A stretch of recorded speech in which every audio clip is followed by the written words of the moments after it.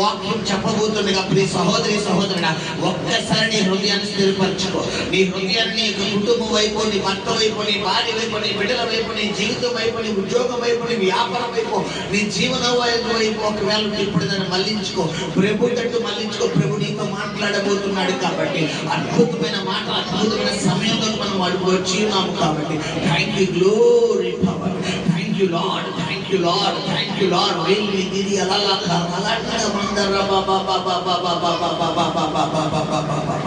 Thank you, glory power, thank you Jesus, almighty Jesus, holy spirit, పరిశుద్ధాత్మని శక్తి స్థలమంతా ఆవుకురుగాక, అలుముకురుగాక, అలుముకురుగాక.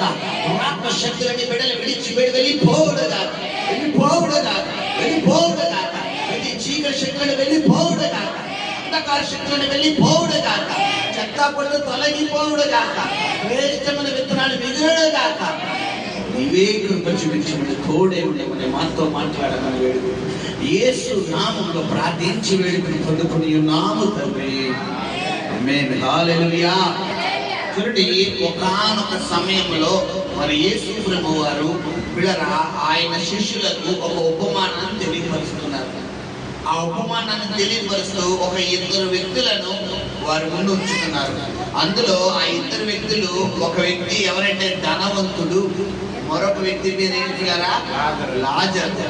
ఆ ధనవంతుడైనటువంటి వ్యక్తి పేరు అక్కడ లిఖితము చేయబడలేదు, కానీ అతడి యొక్క పిల్లరా వ్యక్తిత్వం, అంటే అతడు ఎలాంటి వాడు, అతడు ఏ స్థాయిలో ఉన్నవాడు అనే దాని గురించి తెలియపరచబడింది.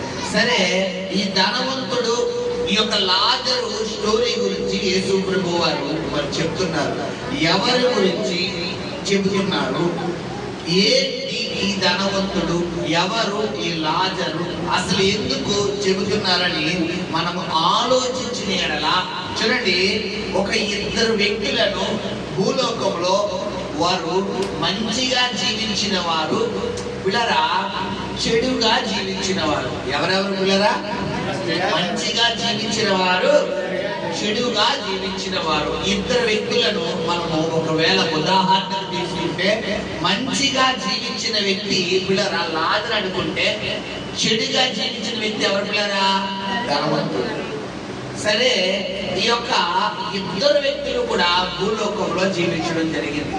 సరే, ఇప్పుడు ఈ యొక్క మంచిగా జీవించిన వ్యక్తికి కష్టాలు ఎక్కువైపోయినాయి, బాధలు ఎక్కువైపోయినాయి, శ్రమలు ఎక్కువైపోయినాయి, పోరాటాలు ఎక్కువైపోయినాయి, నిందలు ఎక్కువైపోయినాయి, అవమానాలు ఎక్కువైపోయినాయి, ఆకలి దప్పులు ఎక్కువైపోయినాయి, పిల్లరా అనారోగ్యం ఎక్కువైపోయింది, శారీరక వ్యాధులు ఎక్కువైపోయినాయి. ఇక చివరికి ఎలాంటి స్థాయిలోకి ఈ వ్యక్తి వెళ్ళిపోయాడంటే, చివరికి తన శరీరం అంతా కూడా భయంకరమైన అనారోగ్యం వచ్చి శరీరం అంతా గంజి, ఏంటి గంజి తెలుసా పిల్లరా? గుడ్లు, శరీర బాడీ అంతా కూడా పిల్లరా మొత్తం డిస్టర్బ్ అయిపోతే, మొత్తం ఏమంటారు చచ్చుబడిపోతే, మొత్తం ఏమంటారు చీము, అంటే బాడీలో ఉన్నటువంటి మొత్తం అంతా కూడా పిల్లరా ఆ మాంసం అంతటి ఈ క్రిములు మొత్తం బ్యాక్టీరియా పట్టేస్తే అది ఏ రూపంలో వస్తుంది? గజ్జి రూపంలో. ఇప్పుడు ఏ వచ్చినా కూడా మనకు తగ్గుతుందా అంటే తగ్గదు. ఇప్పుడు ఈ లాజరుకి ఒక విధంగా అలాంటి స్థాయిలోకి వెళ్తుంది. బట్ ఈ ధనవంతుడని గురించి మనం చూసుకుంటే, ఇతడు పుట్టుక నుండి ఇతడు చావు బ్రతుకు, అంటే చనిపోయే స్థాయి వరకు, చనిపోయే సమయం వరకు ఇతడు ఎలా జీవించాడంటే రాజులా జీవించాడు. ఎక్కడ? అయితే మరణం అనేది డబ్బున్నోడికి ఒకలాగే వస్తుంది, పేదోడికి ఒకలాగే వస్తుంది. మరణానికి పిల్లరా డబ్బున్నోడు పేదోడు తేడా లేదు, అది అందరినీ సమానంగా వేసుకెళ్ళిపోతుంది. ఎప్పుడు వస్తుందో తెలియదు, ఎక్కడ ఉంటుందో తెలియదు, ఏ రూపంలో వస్తుందో తెలియదు, పిల్లరా ఎవరిని ఎలా కమ్ముకుంటుందో తెలియదు. అవునా కదా? సో గమనించండి, ఒకానొక సమయంలో ఈ యొక్క ధనవంతుడు, ఈ యొక్క లాజరు అన్న వ్యక్తులిద్దరు కూడా మరణించడం జరిగిందంట మనం చదువుకున్నటువంటి వచనాల్లో. సో గమనించండి, చనిపోయిన తర్వాత అసలు చాలా మంది పిల్లరా భూలోకంలో ఉన్నప్పుడు పిల్లరా ఎంత వాక్యం విన్నా, ఎంత దేవుని మాటలు విన్నా, ఎంత ప్రార్థన చేసినా ఏది మార్చుకోరంటే వారు వ్యక్తిత్వం మార్చుకోరు. ఏం మార్చుకోరు? వారి వ్యక్తిత్వం అంటే వారి జీవిత విధానం. హాస్పిటల్కి వెళ్తాం ఒంట్లో పోలేదని, డాక్టర్ గారు మనకి ఏమి ఇస్తారు? ఇంజక్షన్ ఒకటే చేసేస్తారా? ట్యాబ్లెట్లు ఎవరా? ఇంజక్షన్ చేస్తే 50% రోగం తగ్గుతుంది, మిగతా 50% ఇప్పుడు తగ్గుతుంది. ఆ ఇచ్చిన ట్యాబ్లెట్లు ఏవైతే ఉన్నాయో 3 రోజులు, 5 రోజులు, 10 రోజులు, 4 రోజులు కోర్సు ఇస్తారు.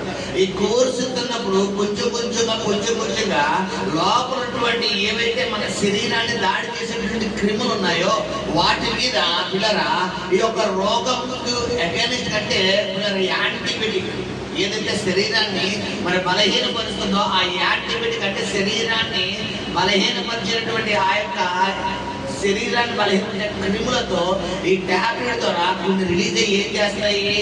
వాటితో పోరాడతాయి. హల్లెలూయా. సో గమనించండి, ఇలాగా మనం ఏం చేస్తామంటే ఇచ్చిన టాబ్లెట్లు 3 రోజులు 5 రోజులు కోర్సు ఇస్తే ఆ కోర్సు వేసుకున్న దాన్ని బట్టి మనకి ఏమవుతుంది అంటే మిగతా 50% తగ్గిపోతుంది. హల్లెలూయా. సరే, ఇది బాహ్య శరీరానికి సంబంధించింది. హల్లెలూయా. ఇది బాహ్య శరీరానికి సంబంధించింది అయితే పిల్లరా రెండోది మనం చదువుకున్న ఎడల హల్లెలూయా. రెండవది మనం ఆలోచించుకుంటే పిల్లరా ఆత్మ ఇప్పుడు దేనికి సంబంధించింది? ఇది ఆత్మ. బాహ్య శరీరానికి అనారోగ్యం వస్తే మనము హాస్పిటల్కి ఎలాగైతే వెళ్తామో ఇప్పుడు మన ఆత్మకు కూడా అనారోగ్యం వస్తుంది. తెలుసా మీకు? ఆత్మకు అనారోగ్యం అంటే ఏంటి? చెప్పాలి. ఆత్మ కృషించిపోవడం అంటే ఊడిపోలేదు, మనసు పోలేదు, నాకు ఆకలేదు, ఏమంటే మనసు పోలేదు, మైండ్ పోలేదు, ఊడిపోలేదు. ఇప్పుడు ఏంటి? మనసు పోలేదు, ఊడిపోలేదు, నా మనసు పోలేదు అంటున్నామంటే ఈ ఆత్మకి ఏమొచ్చింది? జ్వరం వచ్చింది. నీ ఆత్మకి ఏమొచ్చింది? ఇప్పుడు శరీరానికి జ్వరం వస్తే చచ్చిపోతామా? చెప్పాలి. శరీరానికి జ్వరం రాగానే ఏమైనా జ్వరం వచ్చినా ఏమైనా చచ్చిపోవాలంటే ఎవరికైనా ఉందమ్మా ఆలోచన? జ్వరం వస్తే ఒళ్ళు ఏడెక్కిపోతే ఎక్కడికి వెళ్తాం? హాస్పిటల్కి వెళ్తాం, ఇండిషన్ చేయించుకున్నాం, డోరేజ్ చూపిస్తారు, వేస్తాం.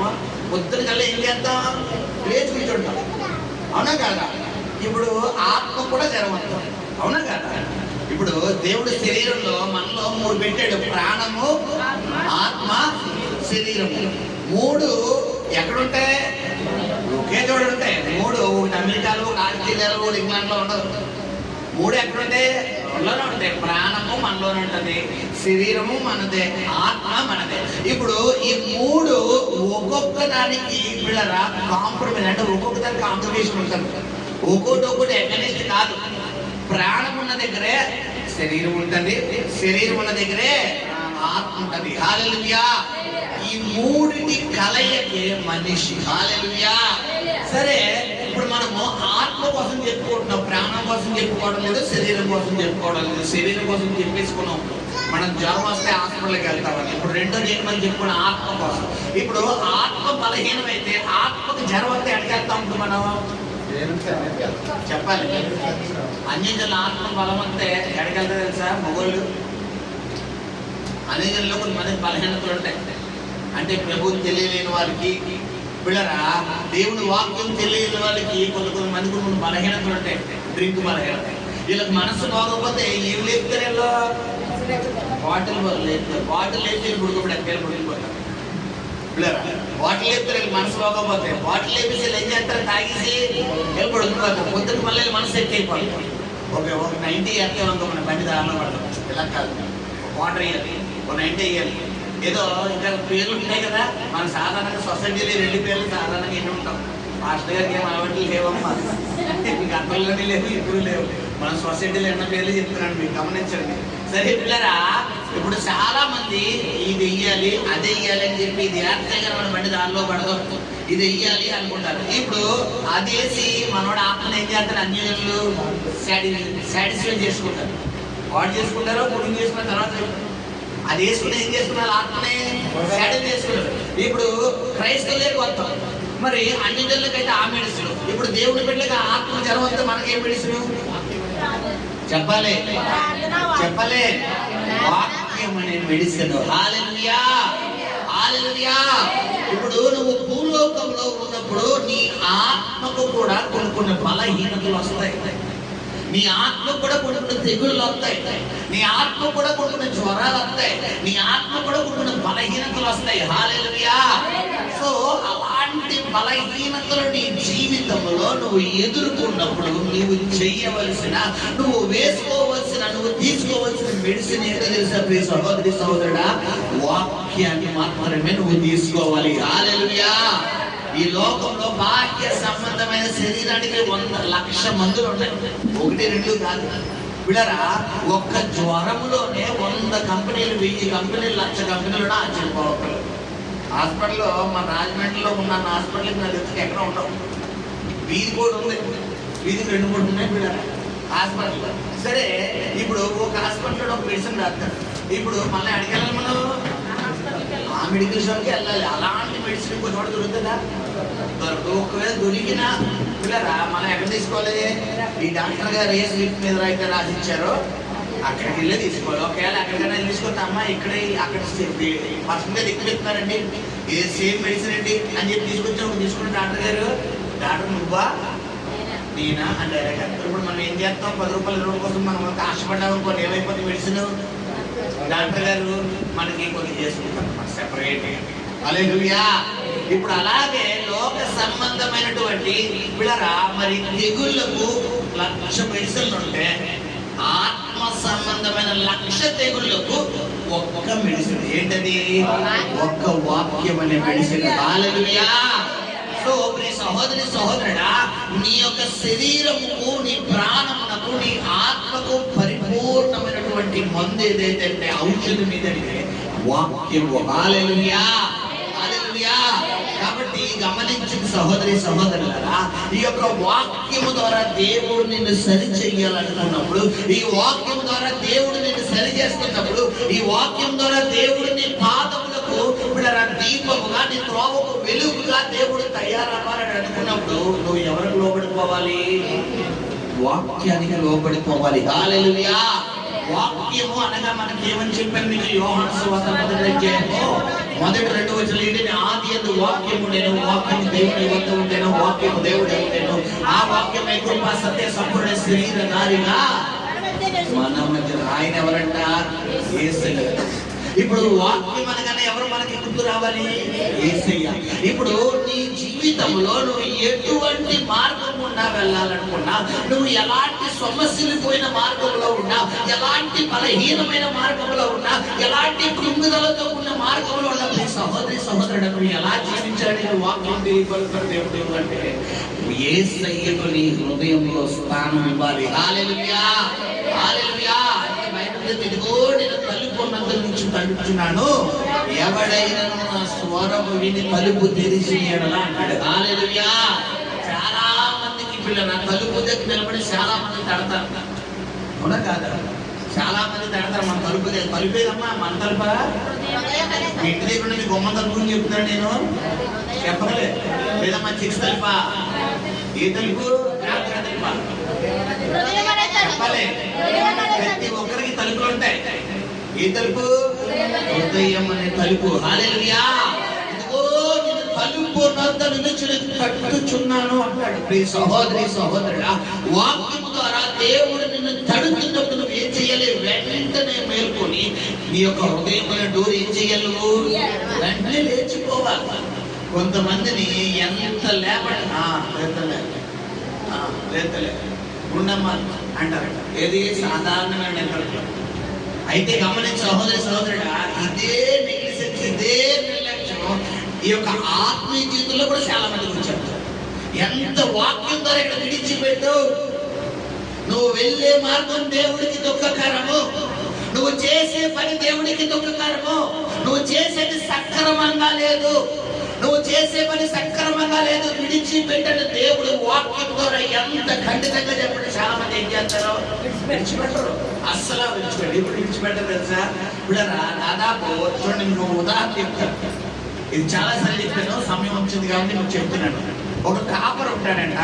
కాపర్ దగ్గర కొన్ని గొర్రెలు ఉంటాయి. కాపర్ దగ్గర ఏమిటి పిల్లరా? కొన్ని గొర్రెలు ఉంటాయి.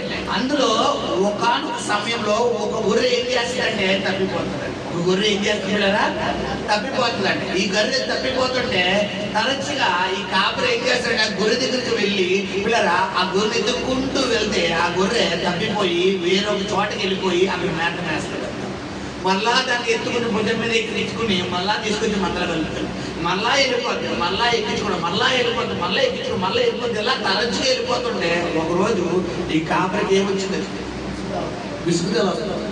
విసుగుదల వచ్చి సరే కాలేరు కూడా మళ్ళా కాలేరు కొట్టేస్తే మళ్ళీ అవినీతి అయిపోతుంది, బాధపడి మళ్ళీ ఏం చేస్తారు, దానికి కట్టు. ఇప్పుడు కాలు ఎరగొట్టేసి కట్టు కట్టేసిన తర్వాత మళ్ళా అది ఆ నిప్పుతో పిల్లలకి ఎక్కడికైనా వెళ్ళగలండి, ఎక్కడికి వెళ్ళలేదు. ఇప్పుడు ఏం చేస్తుంది, మందలో అలాగే కాపలను వెంబడిస్తూ ఆ గొర్రెలు వెంబడిస్తూ పిల్లరా ఆ మందలు అలా వెళ్తాయి. ఎప్పుడైతే కాలు సెట్ అయిపోద్దో మళ్ళా ఏం చేస్తుంది గొర్రె, మళ్ళా దారి తప్పిపోయి పిల్లరా మళ్ళా వేరే మార్గంలోకి వెళ్ళిపోతుంది. మళ్ళా వేరే మార్గంలోకి వెళ్ళిపోతుంది.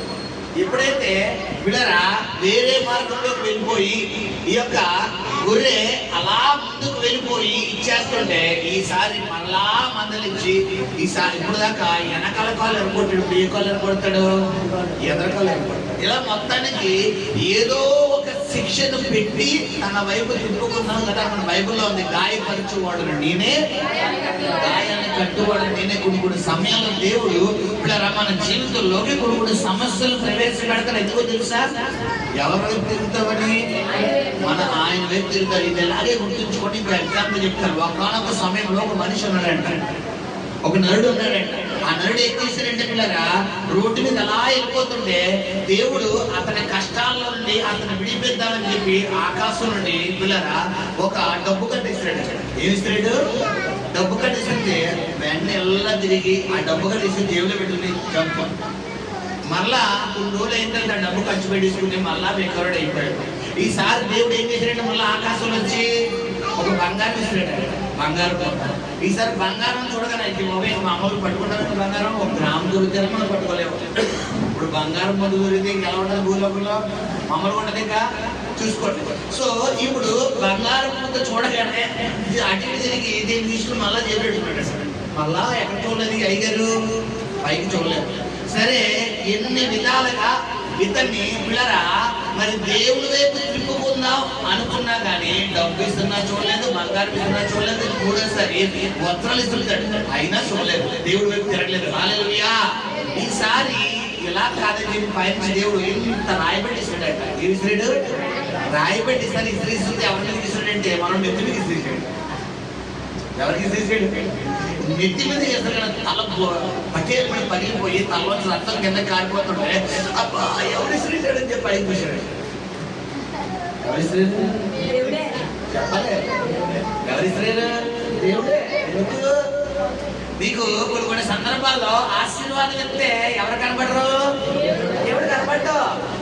బంగారం ఇస్తే ఎవరు కనబడరు, మనకి దేవుడు కనబడరు. పిల్లరా వజ్రాలు, వైడూర్యాలు, ఆరోగ్యాలు, సమాధానం దేవుడు కనబడ్డు. మనకి ఏది రాగానే దేవుడు కనబడతాడు, సమస్య.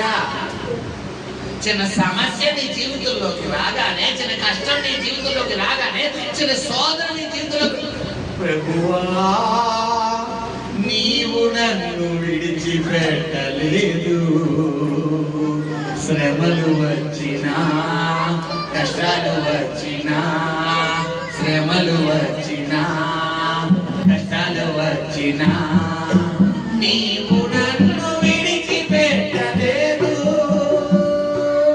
నీవు నన్ను విడిచిపెట్టలేదు, లేదు లేదు లేదు ప్రభువా నీవు నన్ను విడిచిపెట్టలేదు. హల్లెలూయా. ఈ మాట కష్టాలు రాగానే గమని సహోదరి సహోదరుడా, నీ జీవితంలో కష్టాలు ఉన్న దేవుడు నడిపిస్తున్నాడు అంటే నేను ఎవరికి దగ్గర చేసుకుందాం అనుకున్నాడు, ఆయనకి దగ్గరగా చేసుకుందాం అనుకున్నాడు. హల్లెలూయా. యాకోబు గ్రంథం 1వ అధ్యాయం 12వ వచనం, శోధన సహించువాడు ధన్యుడు. శోధన అంటే ఏంటమ్మా, శ్రమ.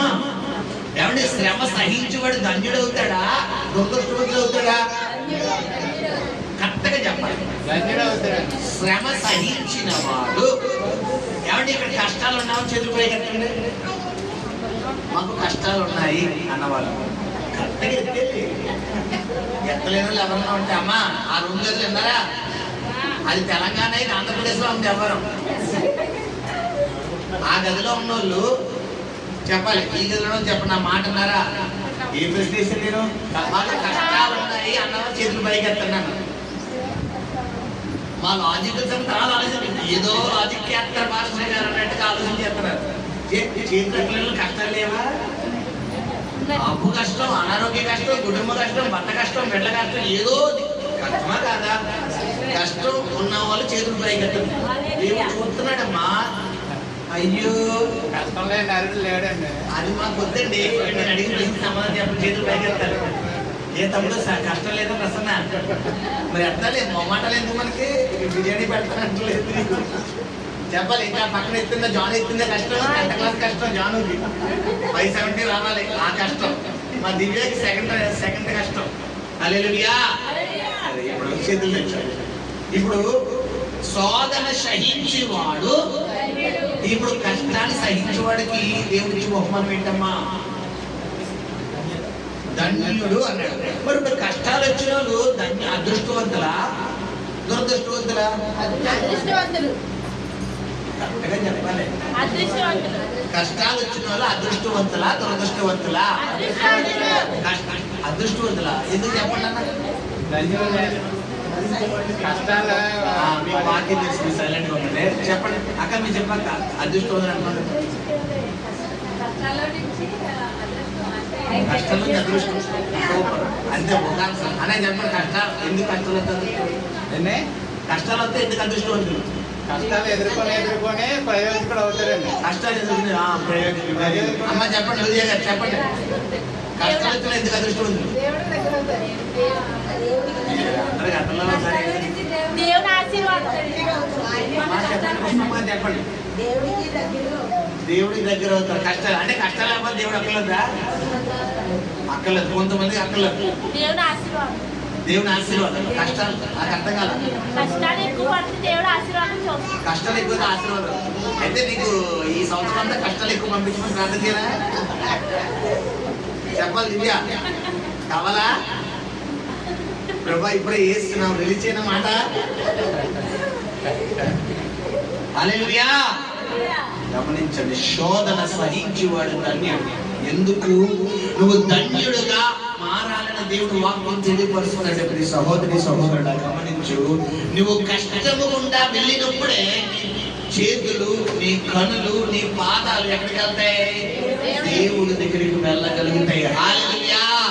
నీకు కష్టం లేకుండా, నీకు నష్టం లేకుండా, నీకు బాధ లేకుండా, నీకు శోధన లేకుండా, నీకు శ్రమ లేకుండా నువ్వు చర్చికి రామంటే వెంటనే పరిగెట్టుకుంటూ వచ్చేస్తావు. అమ్మేడికి చెప్పండి అమ్మా, ఇప్పుడు చెప్పండి. నిజంగా బతుకున్న వాళ్ళు వచ్చేస్తావు. అయ్య గారు నాకు కష్టం లేకపోతే వాళ్ళ ₹1,00,00,000 అకౌంట్ లేదు, మీరు పక్కన వచ్చేస్తామని ఉన్నారా?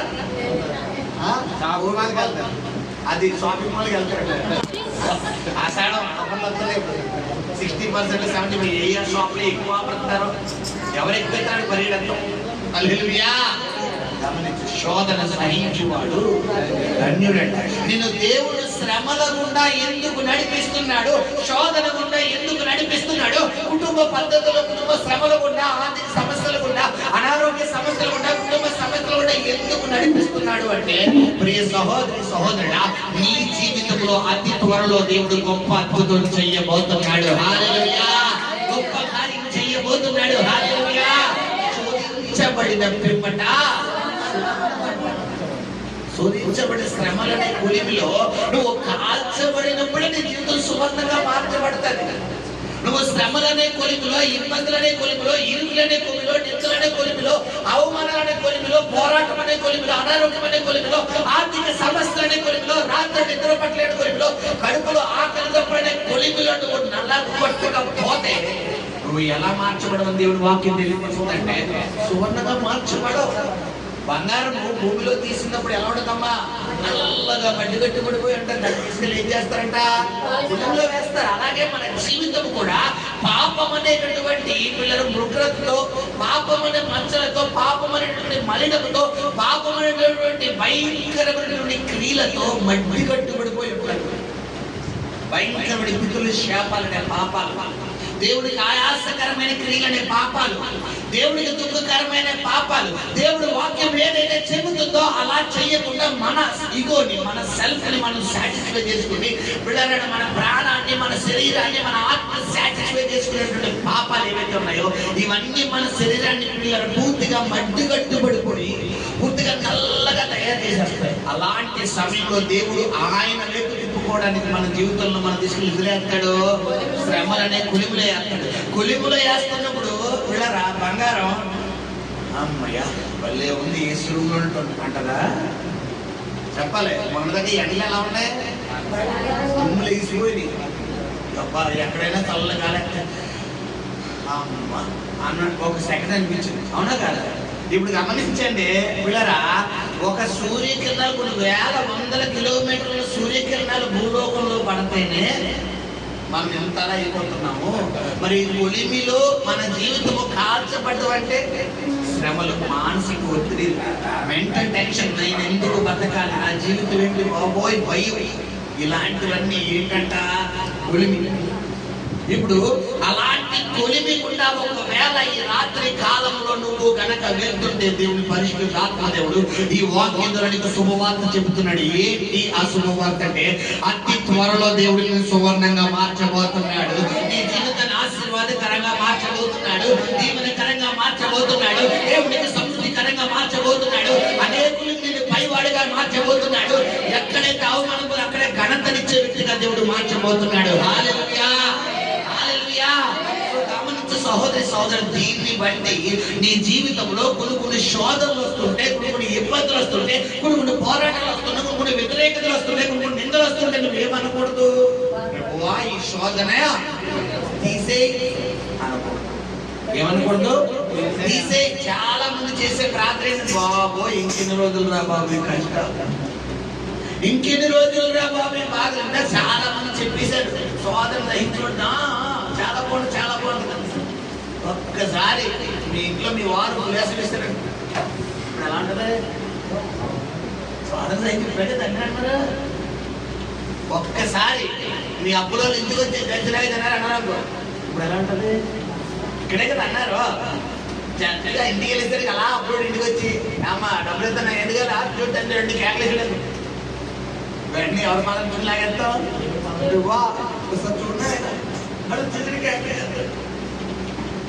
చూడలేరు నా భర్త విషయంలో ఒకసారి చూడాలి, ఎక్కడ కాలు పట్టించుకుంటాం. గమనించు, చిన్న అనారోగ్యం వద్ద గట్టిగా ఒక 5 దగ్గు నామస్టానికి వచ్చిందనుకో, ఇది కాకుండా నువ్వు ఒక్కసారి చూడాలి. ఇది ఎవరు అనేది అంటే మనుషులు అనేది. హల్లెలూయా. అయితే సహోదరి సహోదరుడు, నీ జీవితంలో ఏ శోధన గుండా అయితే నువ్వు వెళ్తున్నావో దేవుడు ఆ శోధనలో నిన్ను నడిపించడానికి కారణం ఏంటంటే ఒక అనుభవాన్ని దేవుడు నీకు తెలియపరిచి ఆ శ్రమ గుండా ఆయన వైపు మళ్లించుకోవడం అనేది దేవుడి మార్గము. హల్లెలూయా, హల్లెలూయా. గమనించండి, నాకు వాక్యం ఎక్కడ ఆపేనట్టులారా చూడండి. ఈ గొర్రె ఎప్పుడైతే ఈ యొక్క మార్గములో వెళ్తుండగా పిల్లరా అనేక మార్లు మాట వినకపోతుంటే, ఒకసారి కుడికాలు, ఒకసారి ఎడమకాలు, ఒకసారి ఇంకోటి మొత్తానికి విర్రగొట్టి మళ్ళా కట్టి పిల్లరా మందలో చేరుస్తుంటే చివరికి ఈ గొర్రె ఏం చేయట్లేదన్న మాట వినడం లేదు. రోగం తగ్గలేనంత సేపు చక్కగా పిల్లరా మంచిగా మందలో ఎప్పుడైతే పిల్లరా ఆ బలహీనత వస్తుందో, పిల్లరా ఎప్పుడైతే ఆ బలహీనత తగ్గిపోతుందో మళ్ళీ ఏం చేస్తుంది, మంద నుండి బయటికి వెళ్ళిపోతుంది. చాలా మంది క్రైస్తవ్యంలో ఇదే బాధ. పిల్లరా ఏదైనా సమస్య, భర్త సమస్య, భార్య సమస్య, బిడ్డల సమస్య, ఆరోగ్య సమస్య, ఆర్థిక సమస్య, వ్యాపార సమస్య, ఉద్యోగ సమస్య, జీవనోపాధి సమస్య, ఏదో ఒక సమస్య ఉందనుకోండి, చాలా మంది ఎక్కడ ఉంటారు, ప్రార్థన వదలరు, చర్చ వదలరు, ఏసే బదులు అసలు. ఎప్పుడైతే సమస్యలన్నీ గట్టెక్కేస్తాయో చక్కగా మనం రైతు హ్యాపీ అయిపోతాం. మళ్ళీ ఏం గుర్తురాదు, దేవుడు గుర్తురాడు, ప్రార్థన గుర్తురాదు, ఇంక సేవకులు అసలు గుర్తుండాలి అనుకోండి. దేవుడే గుర్తు లేనప్పుడు ఇంక సేవకులు ఏమో పడతారు. కోవాటిలో ఒక తల్లి ఉంది. తల్లి అని ఎందుకన్నానంటే నిజంగా ఆవిడ సహోదర వయసే, కానీ నిజంగా తల్లి అన్ని మీరు అర్థం చేసుకోండి. ఏంటంటే చాలా సార్లు దేవుడు గొప్ప గొప్ప కార్యాలు చేశాడు సహోదరి. మా మామూలు కార్యాలు కాదు, గొప్ప అద్భుతమైన కార్యాలు. కృతజ్ఞతలు ఉండవు కొంతమంది. ఏముండదు పిల్లరా? కృతజ్ఞతలు దేవుడు అంతా చేయండి. కృతజ్ఞతలు మళ్ళా మాటకు ముందు ఏం పలికెత్తారు? కార్యానికి ముందు ప్రమాణాలు చేసేస్తారు. కార్యాలు అయిపోయిన తర్వాత మాకు సంబంధం లేదని మాట్లాడతారు. హల్లెలూయా. గమనించి సహోదరి సహోదరుడా, బైబిల్ తెలియపరుస్తుంది దేవుడు అందుకు ప్రతి విషయంలో మనం ఏం చేయాలట? కృతజ్ఞత కలిగి జీవించాలి. హల్లెలూయా. నీకు చిన్న విషయం, ఎవరైనా చిన్న విషయంలో సాయం చేయగల ఫస్ట్ లో మన నోట్లో వచ్చేది ఫస్ట్ మాట థ్యాంక్స్. ఆ కింద పడిపోయిన పెన్న నీ చేతికి ఇట్లా వెంటనే నోట్లు చేయమంటావు థ్యాంక్స్. చిన్న విషయం, చిన్న చిన్న పని. నీ చెప్పులు అలా తగిలించి అలా నేను తగ్గుకు వెళ్ళిపోతుంటే సారీ చెప్తానే వెంటనే నీ చేతిన ఏదైనా కింద వస్తూ అలా పడిపోతే వెంటనే చేతి వెంటనే థ్యాంక్స్ చెప్తావు. నువ్వు అవసరమైంది వెంటనే నీకు ఇవ్వగానే వెంటనే థ్యాంక్స్ చెప్తావు. మరి మనుషులకే నువ్వు అంత థ్యాంక్స్ చెప్తున్నప్పుడు దేవుడు ఈ రోజు వరకు నువ్వు సజీవుల లెక్కలో ఉంటున్నప్పుడు దేవుడు నువ్వేం చెప్పాలి? బైబిల్ చెప్తే యెహోవా చేసి మేము దేవుని మనం ఏం చేయాలట? నిత్యము కృతజ్ఞతాస్తుతులు చెల్లించాలి. నిత్యము, ప్రతిరోజు నీ ప్రార్థన ప్రారంభంలో ఏముండాలని చెప్పాను మీకు? కృతజ్ఞత స్తుతులు అనే సింహాసనం వేసి దేవుడిని ఏం చేయాలి? మనం ఈ లోకానికి రప్పించాలి. ఎప్పుడైతే స్తుతులు అనే సింహాసనం వేయగలుగుతావో అప్పుడు దేవుడు ఏం చేస్తున్నారా? ఆ సింహాసనం మీద ఆయన ఆసీనుడై నీ ప్రార్థన ఆలకించగలుగుతాడు. హల్లెలూయా. సరే, ఈ యొక్క గొర్రె అనేక మార్లు తప్పిపోయి వెళ్ళిపోతుంది. ఒక రోజు ఏం చేశారంటే ఇలా కాదు, ఈ గొర్రెకి ఎలాగైనా నా భయం చెప్పాలి, నా భయం చూపించాలని చెప్పి ఒకరోజు తప్పిపోయిన గొర్రెని ఎందుకు వెళ్ళలేదు. తన దగ్గర ఆ యొక్క గొర్రె దగ్గర ఈ కాపరి దగ్గర కొన్ని తోడేలు పెంచుకునేవాడు. ఈ తోడేళ్ళు స్వభావం ఏంటంటే గొర్రెను పీక్కు తినే స్వభావం. బిళ్ళరా, గొర్రెను పీక్కు తినే స్వభావం. అయితే ఇతని దగ్గర పెంచుకున్న తోడేళ్ళు కాపరి మాట వినే తోడేళ్ళు. ఎవరి మాట వినే తోడేళ్ళు? కాపరి మాట వినే తోడేళ్ళు. అయితే కాపరి మాట వినేటటువంటి ఈ తోడేలు స్వభావంతో ఈ తోడేలతో మాట చెప్పాడంట, ఫలానా ప్రాంతంలో నా గొర్రె ఉంది, నువ్వు దాని దగ్గరికి వెళ్ళి ఎలాగా నువ్వు దాన్ని పరిగెడతావంటే దాన్ని చావు దానికి గుర్తు రావాలి. ఎలా గుర్తు రావాలి? దాన్ని చావు దానికి గుర్తు రావాలి. దాన్ని నువ్వు చంపకూడదు, ఇంచు కూడా టచ్ చేయకూడదు. దాన్ని ఎలా పరిగెట్టించాలంటే నేను గనక ఇప్పుడు గనక ఈ తోడేలుకు దొరికానంటే నా పని అయిపోయినట్టే అనుకునే రేంజ్ దాకా వెళ్ళాలి.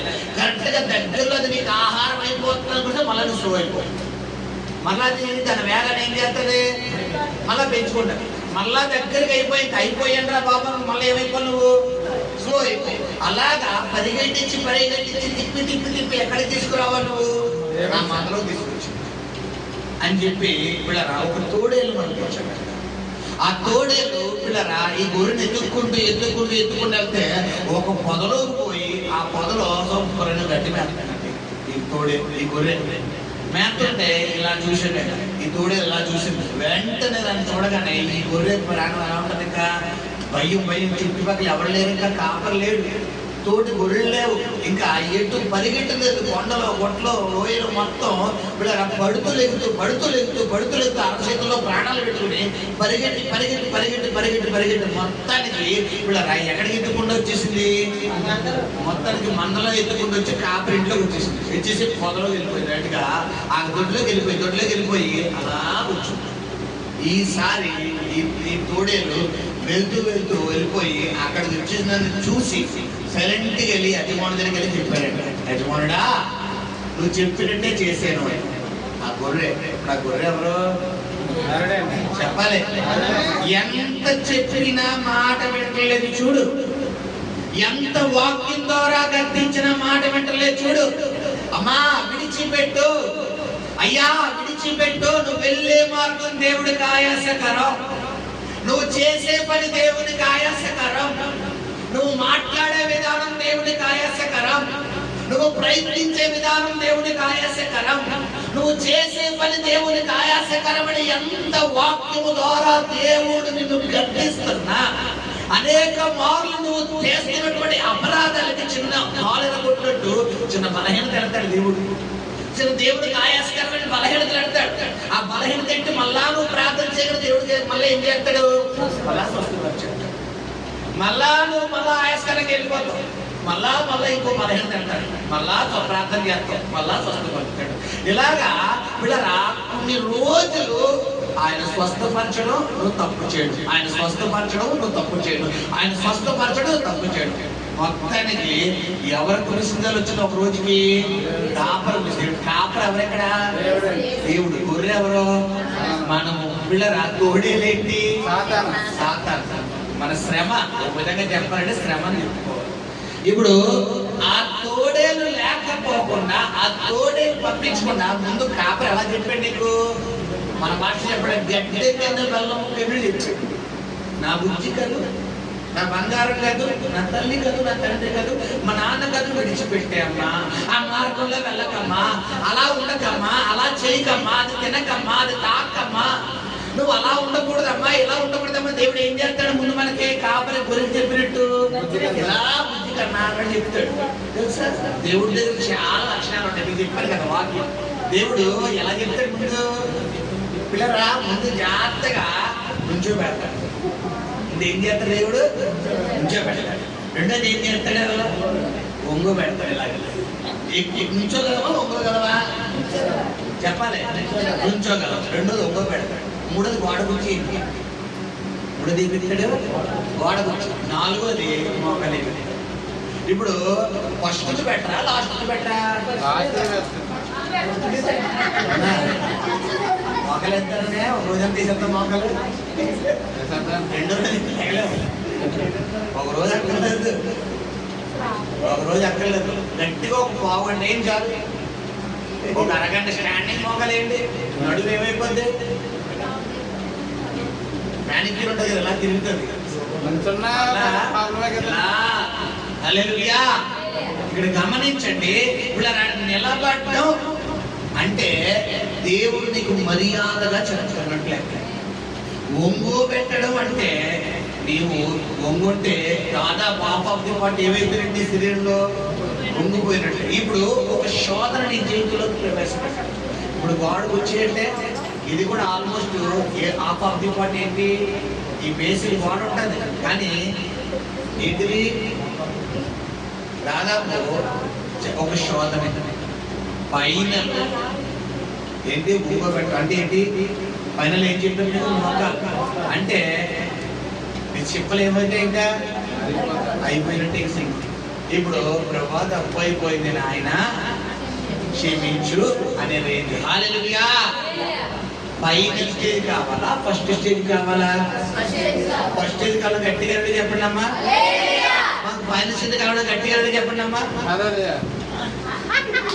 ఇప్పుడు అన్నారు కదా మోకాల మీద తెచ్చుంటే దేవుడు. మీరు అనుకున్న మోకాలు వేరండి, నేను అనుకున్న మోకాలు వేరు. మీకు అర్థం కావట్లేదు. మీరు అనుకున్న మోకాలు ఏంటంటే ప్రార్థన మోకాలు. నేనంటే నా మోకాలు చెప్తలేదు, ఆ మోకాలు కాదు. ఇది దేవుడు శిక్షించే విధానం. దేవుడు ఒకలాగా చెప్పడమ్మా. తెలుసా? యోనానే ఎగ్జాంపుల్ తీసుకుందాం. యోనా దేవుడు నినేవే పట్టణానికి వెళ్ళమంటే ఎలా వెళ్ళమన్నాడు? ముందు నినేవే పట్టణానికి వెళ్ళరా అబ్బాయి అన్నాడు. అవునా కదా? మన యోనా గ్రంథంలో చూస్తే యోనా ఎన్నాడా? ఏం చేశాడు? అయ్యా దేవుడికి వ్యతిరేకంగా తర్షీషు దగ్గర తీసుకున్నాడు. కేబు ఇచ్చేది ఏంటి? డబ్బులు ఇచ్చాడు. తర్షీషు దగ్గర తీసుకుని వాడు ఎక్కాడు. దేవుడి దగ్గర శివుడికి యోనా దగ్గర దేవుడి దగ్గర తగ్గనివ్వడు. సమస్య లేదు. ఎందుకో తెలుసా? నువ్వు దేవుడికి కావాలి. హల్లెలూయా. నిన్ను దేవుడు తగ్గించుకోవాలనుకుంటే నువ్వు చెరువులు నీరు తాగంటే దేవుడు ఆయన రప్పించుకుంటాడు. హల్లెలూయా. ఫైనల్ గా ఎవరి విజయం సాధిస్తాడు తెలుసా? దేవుడే. సో గమనించు, ఇప్పుడు ఒడ్డుండి హ్యాపీగా బట్టలు తడవకుండా హ్యాపీగా వెళ్ళిపోవడం బెటరా? నీటిలో మునిగిపోయి 3 రోజులు శాప కడుపులో ఉండి దాదాపు మరణ పంచుల దాకా వెళ్ళిపోయి అక్కడ మొరపెడతాడు. ఏమని? యోనా యోనా. ఒకప్పుడు దేవుడు ముందు మంచిగా మాట్లాడుతున్నాడు యోనాతో. మంచిగా అన్నా అబ్బాయి అని దేవుడు మాట్లాడుతుంది. యోనా ఏం చేస్తాడమ్మా?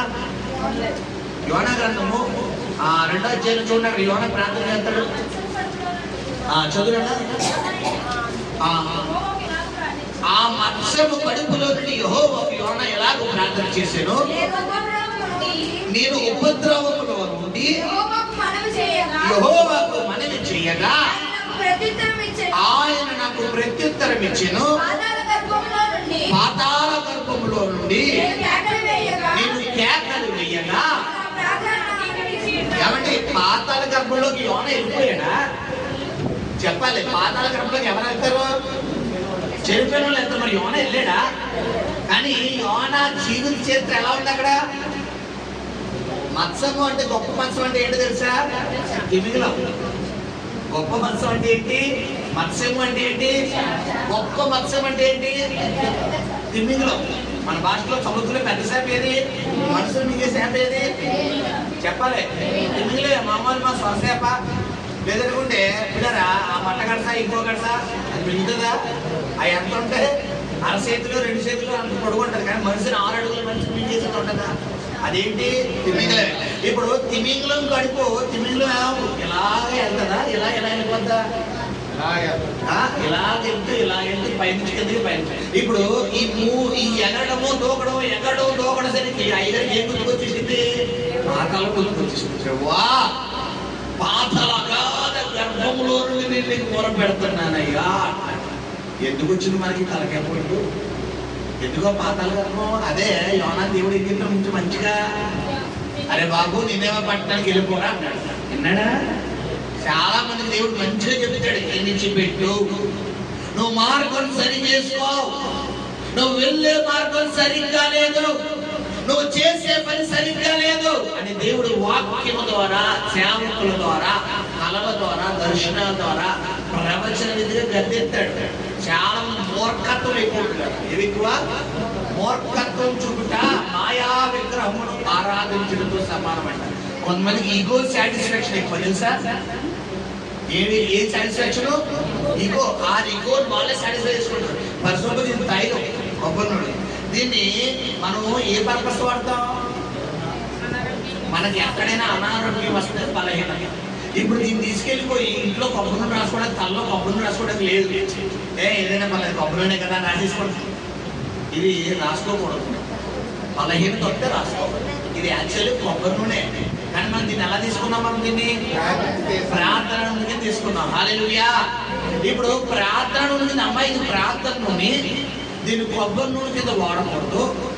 ఇది ఎవరన్నా బలహీనత వస్తేనే వాడాలి అన్నప్పుడు ఏ పర్పస్ వాడాలి?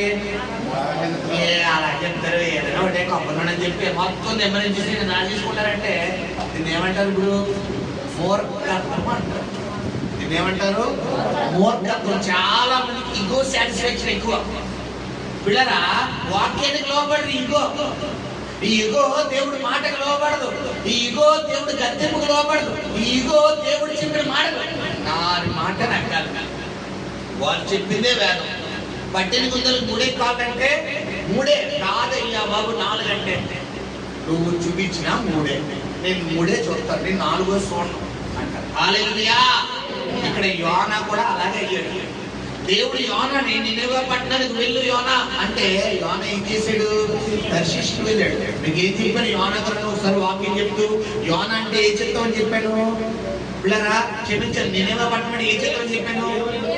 నినెవె పట్టణం దేవుడి చిత్తం. దర్శిష్ అంటే స్వచిత్తం, అంటే మన చిత్తం. చాలా మందిని దేవుడు ఆయన చిత్తంలోకి రప్పించుకోవడం కోసం, ఆయన చిత్తమైన జీవితం తన జీవితంలో నడిపించుకోవడం కోసం, ఆయనకి ఇష్టమైన జీవితం నడిపించుకోవడం కోసం దేవుడు కొన్ని అవకాశాలు ఇస్తాడు.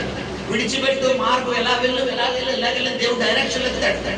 చాలా మంది ఏం చేస్తారు? డైరెక్షన్ తీసుకోరు. రోడ్డు మీద వెళ్తున్నప్పుడు 2 సిగ్నల్ అనగానే మనం వెంటనే ఏం గుర్తుకొస్తుంది? ఆగిపోవాలి. గ్రీన్ సిగ్నల్ వెంటనే ఏం గుర్తుకొస్తుంది? ఎల్లో సిగ్నల్ వెంటనే ఏం గుర్తుకొస్తుంది? ఆగల. సిగ్నల్ అంటే ఏంటి? ఆగక్కర్లేదు, చూసుకుని వెళ్ళిపోవాలి. ఎల్లో అంటే ఏంటి? చెప్పాలి. రెడ్ అంటే ఆగిపోతాం, గ్రీన్ అంటే వెళ్ళిపోతాం. ఎల్లో అంటే ఏంటి? ఆగక్కర్లేదు, చూసుకుని వెళ్ళాలి. ఎందుకంటే 4 రోడ్లు వస్తాడు, చూసుకోవాల్సిన బాధ్యత ఎవరిది? ఇప్పుడు మనదే. ఇప్పుడు రెడ్ కనబడితే ఆగిపోని చెప్పి నీకు ఎవరిని చెప్తున్నా? శివుడని చెప్పాలి. గ్రీన్ కనబడితే మీరు వెళ్ళిపోని చెబుతున్నారా? చూసిందని బట్టే కదా. వాక్యం కూడా దేవుడు నువ్వు వెళ్ళే మార్గం సరిగ్గా లేదని వాక్యం అనే రెడ్ సిగ్నల్ తోటి ఏమైపోవాలి? ఆగిపోవాలి. ఇప్పుడు ఆగని నేను వెళ్ళిపోతానంటే అదే వచ్చాడు ఎవరు నిద్రస్తాడు? అంతే, బడి చెట్టుకి వెళ్ళిపోతుంది. చెప్పడం వరకే దేవుడు. యోనా జీవితం అదే జరిగింది. మనం చదువుకుంటే అదే జరిగింది. అక్కడ చాలా మంది వాక్యం ద్వారా గద్దెత్తాడు దేవుడు. ఇందాక వాక్యం చెప్పాను కదా మీకు ఎగ్జాంపుల్. గొర్రెను పంపిస్తున్నప్పుడు ముందు మాట ఉన్నదా? మాట వినలేకపోతే ముందు ఏం నొక్కేశాడు, ఇప్పుడు వాళ్ళు ఎరగొట్టేసి మళ్ళీ అది ఇలా నడిపితే మళ్ళీ ఎవరికి బాధ? ఎవరికే బాధ. ఎందుకంటే కొట్టువాడు ఆయనే, మళ్ళీ కట్టుబడి కూడా ఆయనే. హల్లెలూయా. కొట్టువాడు ఆయనే, కట్టువాడు ఆయనే, గాయపరిచేవాడు ఆయనే, గాయం కట్టించేవాడు ఆయనే. ఇప్పుడు కుట్టించుకోవడం ఎందుకు, కట్టించుకోవడం ఎందుకు? సున్నంగా ఉండొచ్చుగా. మన శరీరంలో ఎముకలు ఇరిగిపోయినాయి అనుకో, ఒకసారి అవిటే అయితే మళ్ళీ జీవితాంతం ఎలా ఉండాలి? మనం సెట్ అయిపోయినా ఎలా ఉండాలి? మనకి అవిటే. ఇప్పుడు జీవితంలో నీ జీవితంలో ఏదైనా నీ మీద బ్యాడ్ రిమార్క్ పడిందే అనుకో, ఒక్కసారి పడితే మళ్ళీ జరుగుతున్న బయటికి గమనించు. దేవుడి విషయంలో అయినా కావచ్చు, నేను బాహ్య విషయంలో అయినా కావచ్చు. హల్లెలూయా. దావీదు భక్తి చేసేది మామూలు భక్తి కాదు, కానీ తన జీవితంలో ఒక బ్లాక్ డాట్ ఉంది. ఏంటది? బెత్షెబా అనే పాపం. దావీదు మీద ఎన్నో స్టోరీలు ఉన్నాయి. ఎంతో గొప్ప ప్రార్థనాపరుడు, ఎంతో గొప్ప సువార్తికుడు, ఎంతో గొప్ప కీర్తనాకారుడు, ఎంతో గొప్ప ఆరాధకుడు, దేవుడిని ఎంతగానో ఆరాధించే వ్యక్తి. ఇన్ని మంచి లక్షణాలు ఉన్న దావీదు జీవితంలో ఒక్క బ్లాక్ డాట్. ఏంటది? బెత్షెబా అనే స్త్రీ. చాలా మంది జీవితాల్లో వైట్ పేపర్, ఒక వైట్ పేపర్ అనే వారి జీవితం పరిశుద్ధంగా వెళ్ళిపోతుంది అనుకునే సమయంలో ఒక బ్లాక్ డాట్ వచ్చి పడతారు. ఇప్పుడు అందరు ఫోకస్ దేని మీద పడుతుంది? ఆ బ్లాక్ డాట్ మీద. జాగ్రత్త. నీ కెరీర్ మీద ఎక్కడైనా బ్లాక్ డాట్ పడుతుంటే నువ్వు ఏం చేసుకోవాలి? వెంటనే ఎరేజర్ తో సరిపేసుకోవాలి. ఎరేజర్ అంటే ఏంటి? వాక్యం. ఈ వాక్యంతో నువ్వు సరిపేసుకోవాలి, చెరిపేసుకోవాలి. అలా కాకుండా అదంటే అన్నవమ్మో చిన్నడాటే, తర్వాత ఏమైపోతుంది? పెద్దదైతే. గమనించు, నీ వైపు మాత్రం సిరిగిపోతుంది. సహోదరి సహోదరి, ఎలా ఉంది ఆత్మ? దేవుడు వాక్యం ద్వారా గద్దిస్తున్నప్పుడు, దేవుడు సేవకుల ద్వారా గద్దిస్తున్నప్పుడు, దేవుడు కళల ద్వారా గద్దిస్తున్నప్పుడు, దేవుడు దర్శనం ద్వారా గద్దిస్తున్నప్పుడు, దేవుడు ప్రవచన రీతిగా గద్దిస్తున్నప్పుడు ఏమైపోవాలి? లోపడిపోవాలి. విడిచిపెట్టాలి. అబ్రహాము ఆదికాండ పండుగలు ఏం చేస్తున్నాడు కదా? అబ్రహామును లేచి తండ్రి ఇంటి నుండి, దేశం నుండి, నీ బంధువుల నుండి విడిచిపెట్టాడు. అబ్రహాము ఏం చేస్తున్నాడు? విడిచిపెట్టేస్తున్నాడు. దేవుడు కొన్ని సమయాల్లో కొన్ని వ్యక్తుల్లో కొన్ని బంధకాలను, కొన్ని అలవాట్లు దేవుడు మనకి ఏం చెప్తాడు? విడిచిపెట్టమని చెప్తాడు. మనం ఏం చేయాలి? విడిచిపెట్టాలి. అబ్రహాము 12వ అధ్యాయంలో అడుగుతున్నాడు దేవుడు, విడిచిపెట్టమని. 13వ అధ్యాయం 3వ వచనం వస్తారు. అబ్రహాము అక్కడ ఎలా విడిచిపెట్టాడట? వెండియు బంగారము వచ్చదమ్మా. ఆదికాండ 12వ మొదటి 2 వచనాలు చదువుతారు. 13:1-3 వచనాలు చదువుతారు. అబ్రహాము వెండి బంగారమును, ముందు మొదటి 2 వచనాలు చదువు. 12వ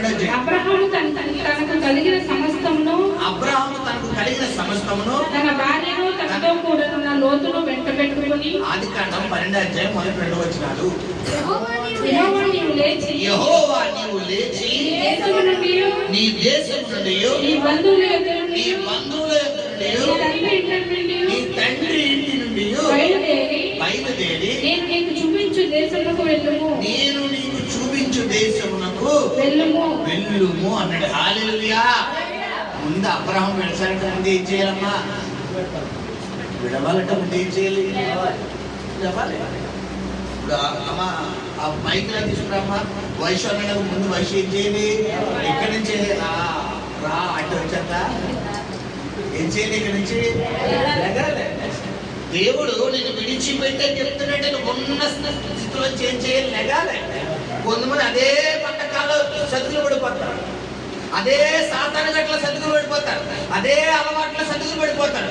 ఇలాగే ఉంటాను. నేను ఏది విడిచిపెట్టను, నాకు అన్ని తగ్గిపోవాలి. నా కష్టాలన్నీ తీరిపోవాలి, నా సమస్యలన్నీ తీరిపోవాలి, నా బాధలన్నీ తీరిపోవాలి. నేనే చెప్పి అలాగే ఉంటే నీకు ఎక్కువైపోవాలి. నువ్వు విడిచిపెట్టకపోతే, నువ్వు మారకపోతే, నువ్వు ఉన్న స్థలంలోంచి కనుక నువ్వు లేకపోతే నీ సమస్య ఇంకా పెద్దదైపోతే. సహోదరుడు, దేవుడి సేవకుడు చెప్తున్నాడు. దేవుడికి అబ్రహాంకి ఏమన్నాడు? అబ్రహామా నీవు లేచి అన్నాడు. నువ్వు ఉన్న స్థితిలోంచి లేగో. ఏ బంధకాల్లో విడిచిపెట్టే, ఏ సాతాన కట్టులో లేగు, ఏ సాతాన క్రియలో లేగు. నువ్వు లెగాలి.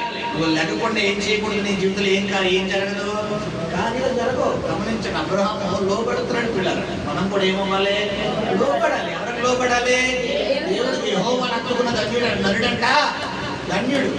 హత్తుకోవడం అంటే ఏంటి చెప్పాలి? హత్తుకోవడం అంటే ఆయనకి ఇష్టమైన బిడ్డగా మారడం.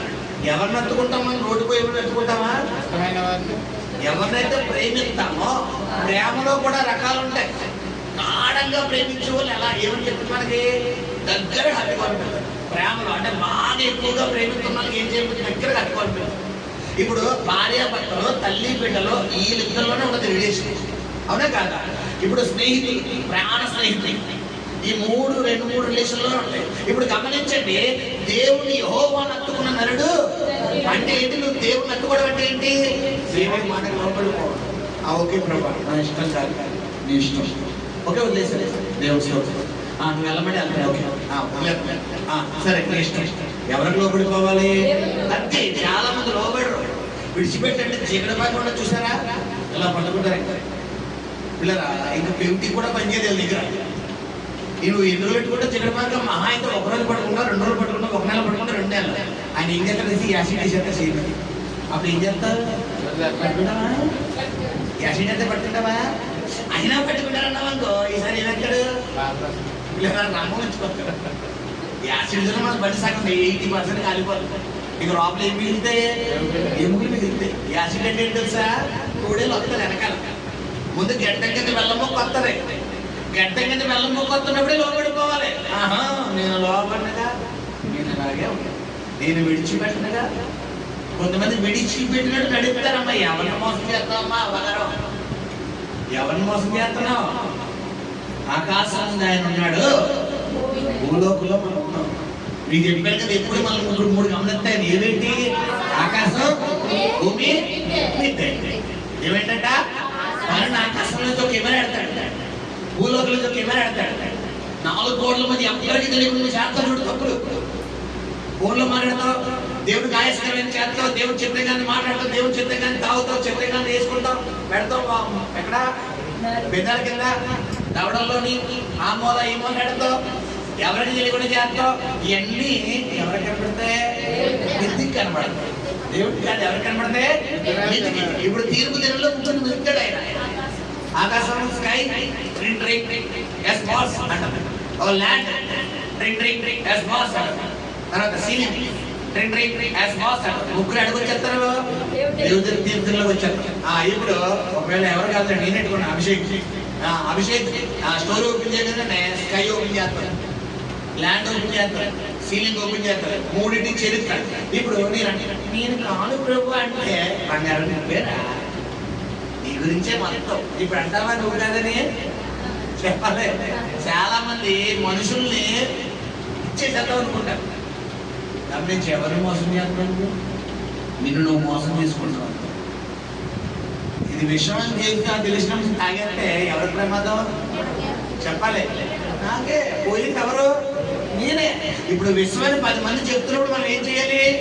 వదిలేదు కాదు. నేను తాగేస్తా, నేను తాగేది ఇది అమృతం, నేను ఇలాగే తాగుతాను అనుకుంటే పోయింది నా శరీరం. హల్లెలూయా. గమనించి సహోదరి సహోదరుడు, ఈ గొర్రె ఏం చేస్తుందంటే వినలేదండి. ఈసారి ఏం వదిలేడు? కాపరి తోడేలు వదిలేడు. తోడేలు అంటే ఏంటి? శ్రమ, శోధన, కష్టం, మానసిక ఒత్తిడి, ఇబ్బంది, ఇరుకు, నింద, పోరాటం, మెంటల్ టెన్షన్. ఇది ఒకసారి రాదు. తోడేలు ఎప్పుడు వస్తుంది? 4 స్టేజ్ దాటిపోయిన తర్వాత వస్తుంది. ఫస్ట్ స్టేజ్ ఏమని చెప్పారు? మీకు నుంచోబెట్టడం, ఒంగు పెట్టడం. ఈ మోకాలేడు ఏ స్టేజ్ తెలుసా? తోడేలు పంపించడం. ఇప్పుడు యోనాకి ఒకేసారి తెలుగులో క్లోజ్ చేయడం దేవుడు చెప్పారు కదా. మీకు యోనా గ్రంథం చదివించారు కదా, ఒకసారి చదవండి. ఆ మాట చదవమని ముగిద్దాం. మొట్టమొదటిగా యోనాకి పిల్లరా కొన్ని దేవుడి హెచ్చరికల ద్వారా మాట్లాడాడు. యోనా నినెవే పట్టణానికి వెళ్ళమంటే నినెవేకి వెళ్ళబడి ఎక్కడికెళ్తున్నాడు? తర్షీష్కి వెళ్తున్నాడు. తర్షీష్కి వెళ్ళబడి మొట్టమొదటిగా ఎవరి డబ్బుకి వచ్చేది? చెప్పాలి, యోనా డబ్బు. ఇప్పుడు దేవుడి చిత్తము నుండి నువ్వు బయటికి వెళ్ళిపోవడం వల్ల మొట్టమొదటిగా నీకు కలిగినటువంటి నష్టం ఏంటి తెలుసా? ఆర్థిక సమస్యలు, ఫైనాన్షియల్ ప్రాబ్లమ్స్. మొట్టమొదటిగా నువ్వు దేవుడి చిత్తం నుండి నువ్వు బయటికి వెళ్ళిపోతే మొట్టమొదటిగా నువ్వు ఎదుర్కొనే మొట్టమొదటి శోధన ఏంటంటే ఫైనాన్షియల్ ప్రాబ్లమ్స్. అంటే కష్టపడుతున్నావు కదా, నీకు రూపాయి ఏమవుతుందో మిగలదు. సిటిజన్లో ఇచ్చినాడు. కొంతమందికి 30,000, 40,000, 50,000 జీతాలు వస్తాయి, కానీ రూపాయి కనపడదు. ఎందుకు? దేవుడి చిత్తానుసారంగా వారి జీవితం లేదు. సో యోనా మొట్టమొదటిగా ఫైనాన్షియల్, రెండవది యోనా ఏం ఎదుర్కొంటున్నాడు అక్కడ? అవమానం. యోనా ఒక ప్రవక్త, ఒక ప్రవక్త మన భాష చెప్పడం ఒక పాస్టర్ గారు. ఇప్పుడు పాస్టర్ గారిని ఎవరన్నా ఓయి నిద్రపోతా అంటే అది గౌరవ పదమైన పదమా, అవమానించే పదమా? అవమానించే పదం. ఇప్పుడు అన్యజనులు వచ్చి ఇప్పుడు యోనాని ఓయి నిద్రపోతానికి ఏ వచ్చింది అంటుంటే అది మామూలు మాట. ఇప్పుడు దేవుడి చిత్తము నుండి నువ్వు దూరంగా వెళ్ళిపోతే నీ జీవితంలో కలిగే రెండవ నష్టం ఏంటంటే అవమానాలు ఎదుర్కొంటున్నావు. దీన్ని బట్టే నువ్వు ఏం తెలుసుకోలేదు, కళ్ళు తెలుసుకోవాలి. మొట్టమొదటిగా నీకు ఫైనాన్షియల్ ప్రాబ్లమ్స్ వస్తున్నప్పుడే నువ్వు అలర్ట్ అయిపోవాలి. చూడండి, చాలా మంది స్టోర్స్ ఉంటాయి, ఈ రిలయన్స్ మార్ట్, ఏమంటారు బెస్ట్ ప్రైస్ డిమార్ట్ స్టోర్లు ఉంటాయి, లేదా షాపింగ్ మాల్ కూడా ఉంటాయి, కళామందల స్టోర్.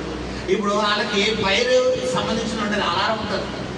ఎక్కడైనా ఫైర్ అయితే ఆ స్మోక్ సంబంధించింది అది రాగానే ఈ స్మోక్ సంబంధించిన మిషన్లు ఏం చేస్తాయి, ఆ స్మైల్ ని ఇచ్చేసి వెంటనే ఏం చేస్తాయి మిషన్లో అంటే వెంటనే స్టాఫ్ అంతా ఇప్పుడు ఏం చేస్తారు, అక్కడే అబ్బాయి ఏదో సౌండ్ వస్తుంది మళ్ళీ వస్తుంది అంటారా? ఏం చేస్తారు? పరుగు. ఒక సెకండ్ ఉంటావా, వెంటనే పరుగు. ఇప్పుడు ఈ లోపల అందులో ఎవరైతే సెక్యూరిటీ ఉన్నారో ఎక్కడ పోగొస్తుందో మొత్తం చూసుకుని ఆ ఫైర్ ఆపడానికి ఈ లోపల ఫైర్ ఇంజనీర్ ఫోన్ చేస్తారు, లేదా మీ దగ్గర మార్గాలు ఎంచుకుంటారు. అవునా కాదా? ఇప్పుడు దేవుడు కూడా అంతే.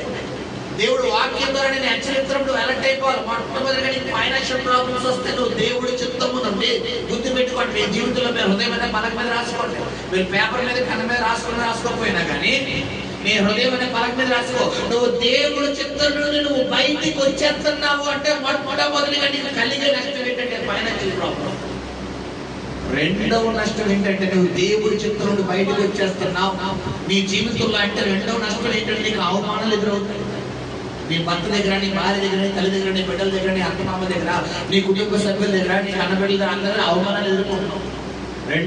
మూడవది ఏంటంటే పిల్లరా, మూడవది ఏంటి ఏంటి చెప్పాలి, అతడు మంచి చేద్దామన్నా సైడ్ అయిపోయి. మూడవది మంచి చేద్దాం అనుకున్నా, అక్కడ ఏం చేస్తారు వాళ్ళందరూ సీట్లు వేస్తారు. ఈ యొక్క ఉపద్రవం ఎవరి వల్ల వచ్చిందని చెప్పి వాళ్ళ 10 మంది 20 మంది ఉంటారమ్మా చెప్పాలి. విమానంలో 200-300 మంది ఉంటారేమో, కానీ వాళ్ళ దాదాపు ఎంతమంది ఉంటారు? దాదాపు ఎంతమంది ఉంటుంది మ్యాక్సిమం? 1000 మంది. ఇప్పుడు 1000 మందిలో లక్కీ పర్సన్ ఎవరు? ఎక్కడ వాళ్ళగానే అయిపోయారు. ఏంటి ఏ లక్కీ? మనం అనుకునే లక్కీ కాదమ్మా. నువ్వు అనుకున్న లక్కీ కాదు. లాస్ట్ నుంచి లక్కీ, ఫస్ట్ నుంచి లక్కీ కాదు. లాస్ట్ నుంచి లక్కీ నెంబర్ ఎవరికి వచ్చింది అంటే నువ్వు కోరి సమస్యల మీదకి వచ్చావు. ఏదైతే రాకూడదు అనుకుంటావో అదే నీ మీదకి వచ్చావు. మూడవది దేవుడి చిత్తం కాకపోతే నీ జీవితంలో జరిగేటటువంటి నష్టాలు చెప్తున్నాను. మూడవది. నాలుగవది ప్రాణాపాయం. నాలుగవది ఏంటి? ఇక ఫైనల్ స్టేజ్ ప్రాణం మీదకి వచ్చేస్తారు. ఇంకా ఇప్పుడైనా మనం ఏం చేయాలి? ప్రాణం అప్పటికైనా కళ్ళు తెలుసుకున్నారా? ఎవరికి ఏం చెప్తున్నా అప్పుడే కళ్ళు తెలుసుకోవాలి. అప్పుడైనా మోహం పెట్టి యెహోవా నేను తప్పే చేశానయ్యా, నేను నినేవే పట్టణానికి వెళ్ళకుండా తర్షీషుకు వెళ్ళినాను, తప్పు అయిపోయి క్షమించయ్యా అని అంటే బాగుండేది. కానీ యోనా ఎవరికి సరి చెప్పుకుంటున్నాడు? ఆ ఓడలో ఉన్న వాళ్ళు చెప్తాడు. ఏమి చెప్తాడు? నేను నా దేవుడిని యెహోవాకు విరోధముగా నేను పాపం చేసింది, నన్ను నా దేవుడిని నినేవేకి వెళ్ళబడి నేను యోనా నేను తర్షీషుకి వెళ్తున్నాను. నినేవే అంటే ఏమని చెప్పారు? దేవుడి చిత్తం. దర్శిష్ అంటే ఏంటి? స్వచిత్తం. నీ జీవితాన్ని దేవుడి చిత్తాన్ని నువ్వు అప్పగించుకున్నావనుకో దేవుడు 3 భూములు అది కాయలు చేస్తాడు. అది ఇంకా ఫలభరితం అభివృద్ధి, విస్తరణే. ఇప్పుడు అలా కాకుండా నీ జీవితం దేవుడికి అప్పగించుకోకుండా నా జీవితం ఇలాగే ఉండాలి. ఇప్పుడు చెప్పాడు కదా, ఇది అమ్మ విషయం అంటే లేదు, నేను ఇది విషయాన్నే తాగుతాను అన్నావనుకో దేవుడు వదిలేస్తాడు అనుకున్నాను. వదలతాడు. 3 బిల్డీలు వేపించి 6 మొక్కలు వేపించి ఎక్కడ లాగేస్తాడు? ఆయన చెత్తలో లాగాడు. యోనాకు లాస్ట్ ఏం తెలుసా? శాపం చెప్పుకుంటూ చదవడు. 3వ అధ్యాయం ప్రారంభం యోనా గ్రంథం 2వ అధ్యాయం చివరి చదువునా? కాబట్టి యోనా లేచి యెహోవా సెలవిచ్చిన ఆజ్ఞ ప్రకారం 2వ అధ్యాయం చివరన నేను మొక్కుకొనిన ముక్కువలను చెల్లింపక మానను, యెహోవా యొద్దనే రక్షణ దొరుకునని ప్రార్థించెను. అంతలో యెహోవా మత్స్యమునకు ఆజ్ఞ ఇయ్యగా అది యోనాను నేల మీద అణిచివేసెను. ఏ నెల తెలుసా ఇది? నినేవా అంటే దేవుడి చిత్తం. ఇప్పుడు దేవుడి చిత్తం తగ్గిందా, యోనా చిత్తం తగ్గిందా? ఇక్కడ దేవుడి చిత్తం నీ జీవితంలో నెరవేరడం దేవుడి ఏర్పాటు. ఫైనల్ గా ఎవరి విజయం సాధిస్తారు? దేవుడే. నీ జీవితంలో నువ్వు దేవుడికి పూర్తిగా సమర్పించుకున్నావు అనుకో, అది వండర్ఫుల్ గా ఉంటుంది. లేదు ప్రభువా, నేను అలా ఉండను, నేను దర్శించుకే వెళ్తాను, దర్శించులోనే ఉంటానన్నావు అనుకో, దేవుడు ఏం చేస్తాడు అక్కడ? మొట్టమొదటిగా యోనా కలిగిన నష్టం ఏంటి? ఫైనాన్షియల్ కాదు, గొప్ప ఆర్థిక శోభం వచ్చింది నీకు. నువ్వు లెగలేవు బయటికి. మనిషిని బలహీనపరిచేది ఏంటో తెలుసు అన్ని విధాలుగా ఫైనాన్షియల్ కాదు. ఎంత ఆరోగ్యవంతుడైనా బలహీనమైపోయింది ఎక్కడ అనుకుంటున్నారు? ఫైనాన్షియల్ దగ్గర, డబ్బుల దగ్గరే. ఎంత కోటేశ్వరుడైనా బలహీనమైపోయింది ఎక్కడ తెలుసా? డబ్బులు. ఎంత పేదడైనా బలహీనమైపోలేదు డబ్బు దగ్గరే. ఎందుకంటే ఈ రోజుల్లో ఒక టీ తాగడానికి ఏముండాలి, ఒక భోజనం ఏముండాలి, ఏది తినాలని ఏముండాలి, డబ్బు ఉండాలి. డబ్బు లేకపోతే మనకి ఈ రోజుల్లో ఘనత లేదు, డబ్బు లేకపోతే మనకు గౌరవం లేదు. ఇప్పుడు డబ్బు అనేది ఎవరిస్తారు మనకి? చెప్పాలి, దేవుడు ఇచ్చారు. యెహోవా ఆశీర్వాదము ఐశ్వర్యం. ఐశ్వర్యం అంటే ఏంటి? డబ్బు. ఇప్పుడు నీకు డబ్బు కావాలి, నీకు ఐశ్వర్యం కావాలి, నీకు ఘనత కావాలంటే అది ఎవరి దగ్గర ఉంటాయి? కన్నులు దేవుడి దగ్గర. దేవుడి దగ్గర దేవుడికి ఇష్టమైన జీవితం జీవిస్తేనే ఇది వస్తాయి. లేదంటే నేను నాకు నచ్చినట్టుగానే ఉంటాను, నాకు ఇష్టమైనట్టుగానే ఉంటానంటే గొర్రెని కాపరి ఏం చేస్తాడమ్మా? చెప్పాడు, చంపేయడా? అస్సలు చంపేంతకు అసహ్యుడు కాదు. ఏం చేస్తున్నాడు? శోధన. అలా చిన్న చిన్న శోధనలు ఉంటాడు. ఈ శోధన మొదలుగానే మళ్ళా మనం ఎడగొచ్చేస్తామో మనలో వచ్చాం. కొన్ని గొర్రెలు ఒక కాలు ఎరగొట్టుకుని ఎక్కడొచ్చేస్తాయి. ఆ బాబు వద్దులే బాబు, ఇంకో నేను మా అన్న కాలేదు ఇలాగే ఉంటాను, ప్రభా నువ్వు ఎలా చెప్తా అలాగే తప్పే క్షమించు ప్రభు, ఇంకా అలా ఉన్నాయి ప్రాంతం మాన, ఇది వాక్యం మాన, ఈ చర్చి మన బాబాయ్ తప్పే బాబాయ్ బాబాయ్ బాబాయ్ కొద్ది బాబాయ్ బాబాయ్ తీసే కొద్ది బాబాయ్ ఇది ప్రాంతం మానని. కొన్ని గొర్రెలు ఏం చేస్తే ఒక షార్ట్కి రోడ్ అయిపోతాయి.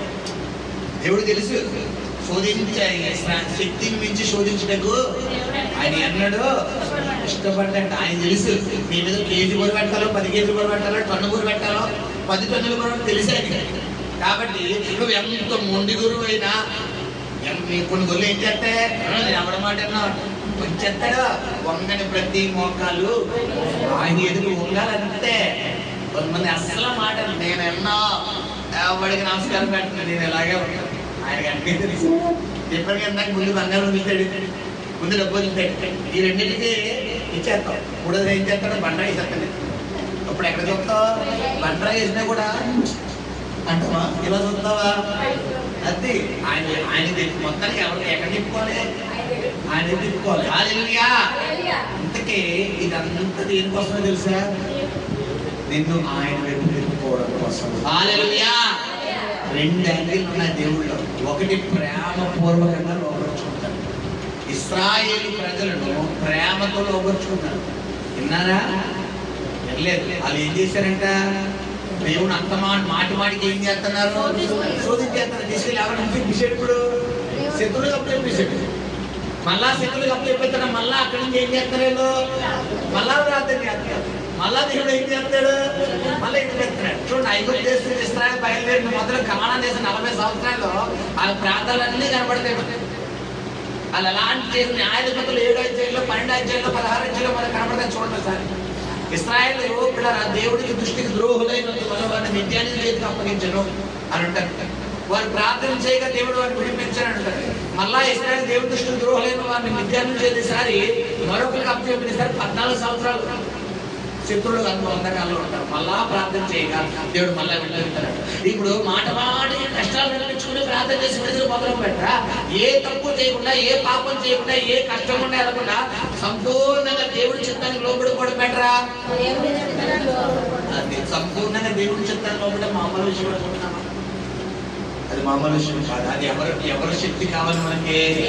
అది దేవుడి శక్తి కావాలంటే మనం ఎక్కడ పొందాలి? దేవుడి సన్నిధిలో పొందాలి. ప్రార్థన చెయ్యాలి, వాక్యం చదవాలి. గమనించు. ఎందుకంటే గలతీయులకు రాసిన పత్రిక శరీరము ఆత్మకును, ఆత్మ శరీరము ఏం చేద్దంటే ఎల్లప్పుడూ విరోధంగా పోరాడదు. చిత్తంలో ఎగ్జాంపుల్ ఎప్పుడు నా మాట చెప్పి ముగిస్తాను. శరీరం అంటారంట తెల్లవారుజామున 5 గంటలు లేగితేనే ప్రార్థన, 3 గంటలు లేగితేనే ప్రార్థన, ఎప్పుడు లేచినా ప్రార్థన, ఎప్పుడు చేసినా ప్రార్థన అంటారంట. ఆత్మ అంటారంట నువ్వు లేచి కొంచెం ప్రార్థన చేయాలి. ఇప్పుడు తెల్లవారుజామున 5 గంటలకు 3 గంటలకు మనం ఏం చేస్తాం? శుభ్రంగా ఇటెప్పున దుప్పటే అటే వేసుకుని, ఇటెప్పుడు తలగడ అటే వేసుకుని శుభ్రంగా పడుకుంటాం. అప్పుడు దాకా పట్టిన నిద్ర ఒకటి అయితే కరెక్ట్గా 3-5 పట్టే నిద్ర మంచి నిద్ర. కానీ దేవుడికి ఏం కావాలి? ఆ మంచి నిద్రే కావాలి. ఆ మంచి నిద్ర కావాలంటే ఒక అరగంట ప్రార్థన చేసి పడుకో పర్వాలేదు, పొద్దున అరగంట ఎక్కువ పడుకో పర్వాలేదు. కానీ ఆ మంచి నిద్ర ఎవరికి కావాలి? దేవుడికి ఏమివ్వాలంటే శ్రేష్టమైనది ఇవ్వాలి. ఏ పేరు ఏమెత్తున్నాడు? శ్రేష్టమైనది. కొంతమంది పొద్దున 10 గంటలు ఎక్కుతారు, సూర్యుడు ఏం లేపాలి. సూర్యుడు ఏం లేపడం కాదు, ఏం లేక సూర్యుడు గుడ్ మార్నింగ్ చెప్తారు పిల్లలు. సూర్యుడికి గమనించు, నువ్వు లేచిది మొదటి జామున మొదలుపెట్టాడు. అరుణోదయం నా లేచి యోగు తన కోసం, తన భార్య కోసం, తన పిల్లల కోసం ఏం చేస్తారంట? ప్రార్థన చేస్తారు. చాలా మంది తల్లులు ఉన్నారు ఇక్కడ. తల్లులారా, భార్యలారా, గుర్తుపెట్టుకోండి, నీ భర్తల మార్పు కోసం, నీ బిడ్డల మార్పు కోసం నువ్వు చేయాల్సిన ప్రార్థన ఏంటంటే, ఇప్పుడు మిద్ది ఎక్కిన తర్వాత లేచి చేయాల్సిన ప్రార్థన కాదు. లేచి అంటే మొదటి జాబ్ నీ భర్త లెక్క ముందే, నీ బిడ్డలు లెక్క ముందే నీ కన్నీరు ఎవరి పాదాలు కడిగేయాలి? దేవుడు పాదాలు కడిగేయాలి. ప్రభువా, ఈ రోజు నా బిడ్డల చుట్టూ, నా భర్త చుట్టూ, నా కుటుంబం చుట్టూ ఏ సైతాను రాకుండా నీకు కంచేసేయండి అయ్యాలి. ఎవరు రాకుండా నువ్వు ప్రార్థన చేయాలి? సూర్యుడు రాకుండా ప్రార్థన చేయాలి. అప్పుడు లెగడమే నీ భర్త, నీ బిడ్డలు ఎవరు కట్టుతో లెగుతారు? కొంతమంది ఇయ్యాలు లెగిసి ఇయ్యాలకు బెడ్ కాపీ ఇవ్వాలి. ఎవరో భర్తలు చాలా రోజులు మారిపోయి బయట తెలుసా? దొరికి ఎవరి చూరు బెడ్ కాపీ, భార్య చూరు అంత రివర్స్ అయిపోయింది. వేరు ఈయన గారు వేసి బెడ్ కాఫీ పెట్టి తీసుకో అని ఇస్తే ఏం తాగుతారు కొంతమంది. అది మీ ప్రేమ మధ్యలో ఉంటాయి, కానీ ఫస్ట్ నేను ఇన్వాల్వ్ చేయకూడదు, తప్పదు. మీ ప్రేమ అలా ఉంటే ఓకే కంటిన్యూ, కానీ నువ్వు ఇదే చేయాలి, ప్రార్థన చేయాలి. హల్లెలూయా. జ్ఞానవంతులు తన ఇల్లు తన కట్టుకుని 3 నెలలు ఏం చేస్తారంటే పీకేసుకోవాలి. నీ భర్తతో, నీ భార్యతో, నీ బిడ్డలతో ఏమన్నా కలిపలేదు ఏం చేయాలి? ప్రార్థన చేయాలి. దేవుడికి చెప్పు, ఆయనకి చెప్పు, ఆయన నీ జీవితంలో కార్యం చేస్తాడు. హల్లెలూయా. గమనించుకొని ముగిస్తున్నాను. ప్రతి ఒక్కరు నీ జీవితంలో దేవుడు వాక్యం ద్వారా హెచ్చరిస్తున్నప్పుడు, దేవుడు వాక్యం ద్వారా గర్దిస్తున్నప్పుడు, వాక్యం ద్వారా సరి చేస్తున్నప్పుడు ఏమైపోవాలి? సరైపోవాలి, లోబడిపోవాలి. లోబడకుండా సరవకుండా నేను ఇలాగే ఉంటానని, ఇలాగే నడుస్తాను, ఇలాగే ప్రవర్తిస్తానంటే ఆదికాండం 12 అధ్యాయాలు అబ్రహాం విడిచిపెట్టాడు. 13 అధ్యాయం మనం చదువుకున్నాం. ఏంటది 13 అధ్యాయంలో ఏంటి?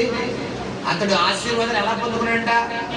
వెండియు బంగారము పశువులు కలిగి బహుధనవంతుడు అయిపోయాడు. హల్లెలూయా.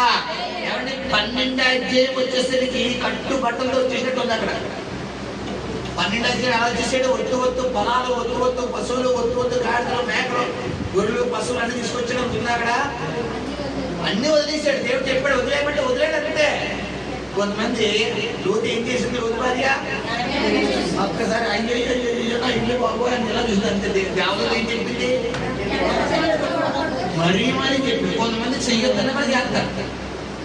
నువ్వు విడిచిపెట్టాలా? మనసు లాగేస్తుందని చెప్పి వద్దన్నదే చేస్తాడు. విషయం ఏంటంటే దేవుడిగా చెప్పాడు కదా, మర్యాదగా నేను లేకపోతే ఇస్తాడు. ఇప్పుడు ఇనిపించుకోవడం బెటరా, వీళ్ళరా మంచిగా ఉంచుకోవడం బెటరా? చెప్పాలి. మంచిగా ఉంచుకొని నీ అవయవాలు మంచిగా ఉన్నప్పుడే నువ్వు చేస్తావు. లేని పక్షం దేవుడు ఏం చేస్తాడు? చెప్పాలి. శత్రువు తప్ప సమస్యలు, లేని సమస్యలు తెచ్చుకోవడం బెటరా, వీళ్ళరా హ్యాపీగా కెరీర్ ముందుకు వెళ్ళిపోవడం బెటరా? అబ్రహాము హ్యాపీగా వెళ్ళిపోయాడు. 12 అధ్యాయాలు లోపడిపోయాడు. లోతు ఏం చేశాడు? మన శుక్రవారం ఎప్పుడో వాక్యం చెప్పారు కదా, మన ఆదివారం శుక్రవారం మంగళవారం. లోతు ఏం చేశాడు? దేవుడు అడగాలన్నాడు ముందు ఆ పర్వతం మీదకి వెళ్ళాడు. అయ్యగారు ఏం చేశారు? ఈ సోయాలకు వెళ్తాడు. కొన్ని సోయాల్లో ఉన్నాడా? మళ్ళీ అడిగి వెళ్ళాడు ఆ పర్వతానికి. ఫైనల్గా ఎవరు నష్టపోయారు? లోతే. ఇప్పుడు దేవుడు నిన్ను ఏది చెప్తే అది చేయడమే. దేవుడు దేవతతో ఏం చెప్పింది? ఈ సోయా చుట్టూ నా కంచి ఉంటారట. ఇప్పుడు సుదేమా కుమారు తగలడిపోతున్నా సోయాను ఒకవేళ తగలడిపోయినా లోతు బిడ్డల్ని సైతాన్ని ముడతాడా? ముట్టడానికి రైట్స్ ఉన్నాయా? సమస్య లేదు. నీవే నీ పాపాలు క్షమించగా నీ పైన నేరం మోపేద్దాం. సమరస్త్రీ తప్పు చేసి పాపం చేసి కానీ దేవుడు ఏమంటున్నాడు, ఇకపై అన్నాడు నువ్వు తప్పు చెయ్యకు, పాపం చేయకు అన్నాడు. వెంటనే మారిపోయాడు. మన జీవితంలో ఏదో ఒక చోట ఏదో తప్పు చేస్తాం, కానీ బైబిల్ చెప్పి సామెతలు 20:10 ప్రకారం అతిక్రమాన్ని ఒప్పుకుని విడిచిపెట్టాయి. నువ్వు చేసేది తప్పే, నువ్వు చేసేది పాపే, వదిలే. ప్రభా తప్పైపోయి క్షమించిన ఆయన అంటే నీ దేవుడు కనికరము కలిగిన దేవుడు కూడా క్షమించేస్తాడు. హల్లెలూయా. అలా కాకుండా నేను అదే తప్పు చేశాను, నేను అదే పాపం చేశాను, నేను అదే తప్పు చేశాను, అదే ఆలోచనలో ఉండే సాతాను నీకేం చేస్తాడు, కాబలైన పడుతాడు. హల్లెలూయా. లోబడి దేవుడి చిత్తానికి ఒప్పుకో. మనుషుల్ని తప్పులు దగ్గర ఒప్పుకోవాల్సిన అవసరం లేదు. మనుషుల దగ్గర నువ్వు క్షమాపణ చెప్పాల్సిన అవసరం లేదు. ఎవరి దగ్గర క్షమాపణ అడుగు, దేవుడిని అడుగు. హల్లెలూయా. నేనే నీ పాపాలు క్షమించగా నీ పైన నేరం మోపేది ఎవడు అన్నాడు. హల్లెలూయా. గమనించండి, దేవుడు దీవెనలు పొందుకుంటా మన ఆయన సన్నిధిలో మన సమస్యలను చెప్పుకున్న దేవుడి కొద్ది మట్టి దీన్ని శాసించి నడిపించును గాక. కళ్ళు మూసుకొని